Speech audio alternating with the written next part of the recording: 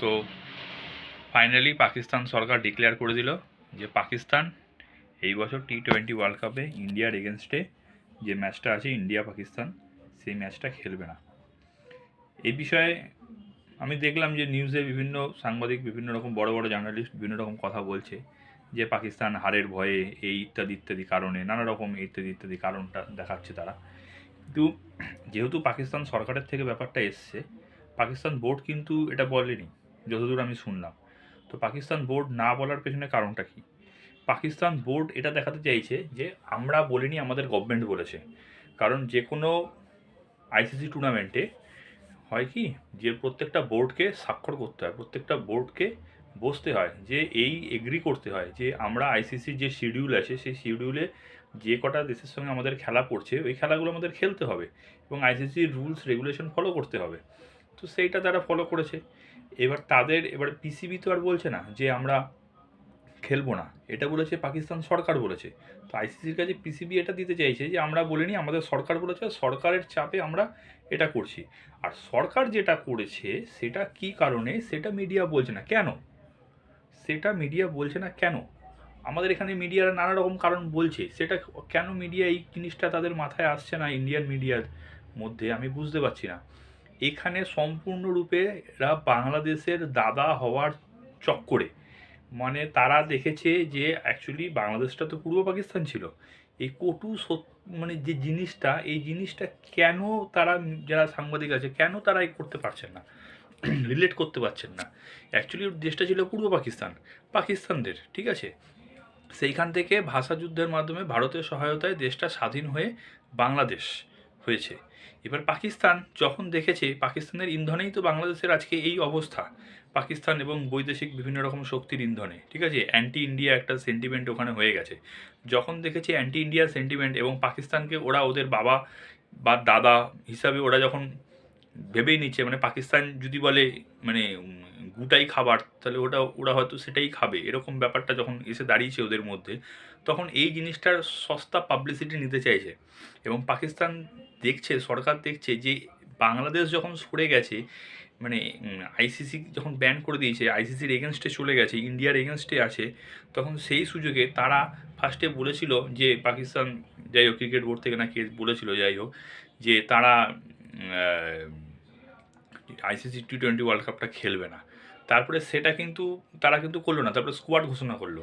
তারা ইনডাইরেক্টলি কী বলছে, ইন্ডিয়ার এগেনস্টে খেলবে না, মানে টুর্নামেন্টটা খেলবে, টুর্নামেন্টের প্রফিটটা যেন যায় সেই কারণে খেলবে, আইসিসি যেন কোনো ব্যান ফ্যান কিছু করতে না পারে সেটা, সেই জন্য। কিন্তু ইন্ডিয়ার এগেনস্টে খেলবে না। এই ইন্ডিয়ার এগেনস্টে খেলবে না এই জিনিসটা কেন? এই জিনিসটা হচ্ছে বাংলাদেশকে দেখাতে চাইছে, দেখো ভাই আমরা ইন্ডিয়ার বিপক্ষে আছি, আমরা তোমাদের বিরুদ্ধে আমাদের প্রোটেস্টে আমরা ইন্ডিয়ার এগেনস্টে ম্যাচটা বয়কট করে দিচ্ছি।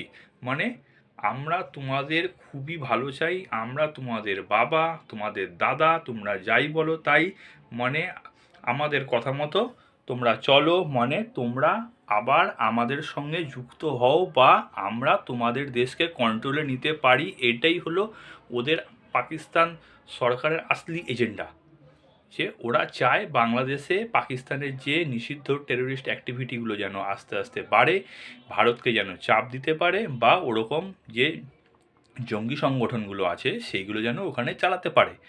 এই কারণে তাদের কাছে দেখুন, এইসব দেশগুলো না, যারা নাকি এই মৌলবাদী দেশগুলো না, এদের কাছে না এই, এটা বলবো না আমি ধর্মান্ধ, এরা হচ্ছে সম্পূর্ণ এদের পাওয়ার, এদের হচ্ছে সম্পূর্ণ পাওয়ারটা, আমার না, এদের কাছে কোনো ডেমোক্রেসির কোনো ব্যাপার নেই, এদের কাছে সম্পূর্ণ পাওয়ার, ধর্মকে ইস্যু করে পুরো পাওয়ারটা এরা ক্যাপচার করতে যায়।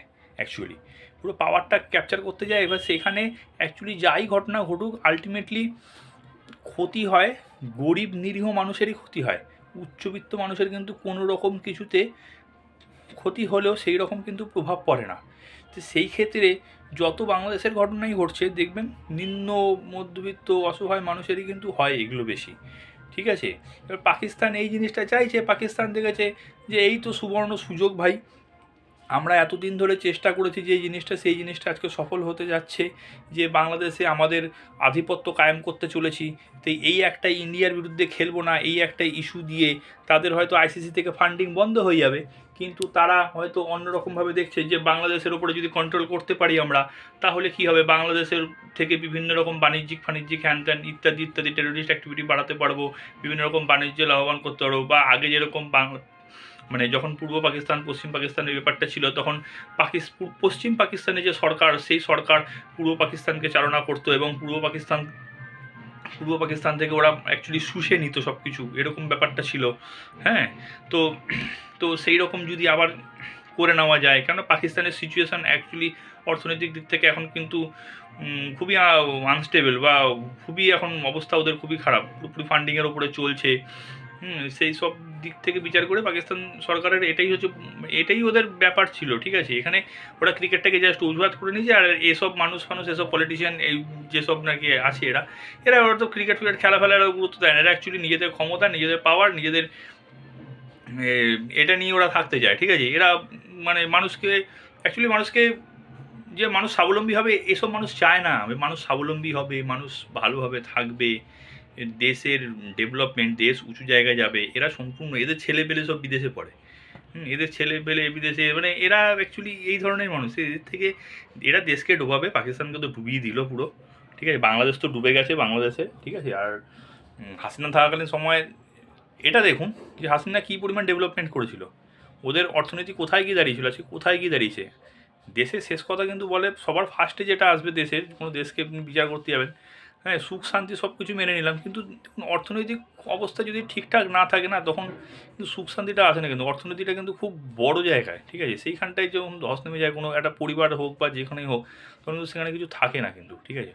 তো এটাই হচ্ছে ব্যাপার। এই কারণটা হচ্ছে মিডিয়া কেন বলছে না যে পাকিস্তান অ্যাকচুয়ালি বাংলাদেশের সেন্টিমেন্টকে কাজে লাগাতে চাইছে, বাংলাদেশের মানুষের কাছে দাদা হতে চাইছে, দেখো ভাই আমি ইন্ডিয়াকে বয়কট করে দিলাম, এই সমস্ত কারণের জন্যই এসব করছে, আমার যতদূর মনে হয়।